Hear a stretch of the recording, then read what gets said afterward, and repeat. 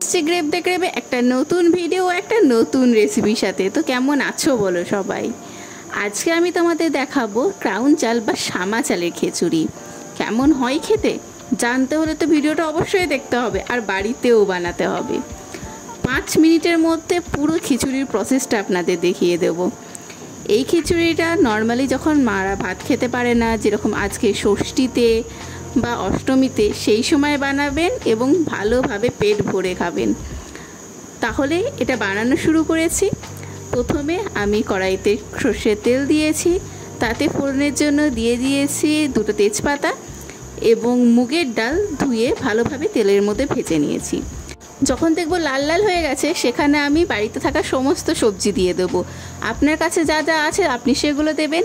আমার কাছে ছিল আলু, আমি এখানে গাজর দিয়েছি, আলু দিয়েছি, 2টো লঙ্কা ও টমেটো সবগুলো দিয়ে দিয়েছি। সাথে দিয়ে দিয়েছি 2টো চীনাবাদাম। সবটাকে ভালো করে মিক্স করতে হবে ও আরও 2 থেকে 3 মিনিটের জন্য ভালোভাবে ভেজে নিতে হবে। ভালোভাবে ভাজা হয়ে গেলে অন্যদিকে নিয়ে আসতে হবে ক্রাউন চাল বা শ্যামা চাল। যে কোনো মুদিখানার দোকানে আপনারা পেয়ে যাবেন। এই যে এরকম গোল গোল দেখতে চালটা হয়ে থাকে, এটাকে ভালোভাবে পরিষ্কার করে ধুয়ে নিতে হবে। তারপর প্রেসার কুকারে জল দিয়ে দিতে হবে।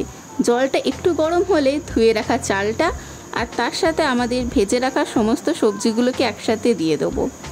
তার সাথে মশলার জন্য আমি দিয়ে দিয়েছি হলুদ গুঁড়ো, লঙ্কা গুঁড়ো, জিরে গুঁড়ো, 1/2 চা চামচ পরিমাণ ধনে গুঁড়ো ও পরিমাণ মতো নুন। সবটা মিক্স করে দেব এবং তারপর প্রেসারে 2টো সিটি অবধি আমরা চালিয়ে রাখবো। 2টো সিটি হয়ে গেলে বন্ধ করে দিয়ে তারপর ঠান্ডা করে ঢাকাটা খুললেই পেয়ে যাব একদম গরম গরম খিচুড়ি। নর্মাল খিচুড়ির থেকে কোনো অংশে কম নয়।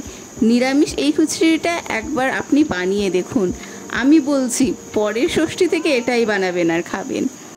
খাবারের সময় 2টো পটল ভাজা, বেগুন ভাজা, আলু ভাজা ও সামান্য ঘি নিয়ে খেয়ে নিয়েছি চটপট।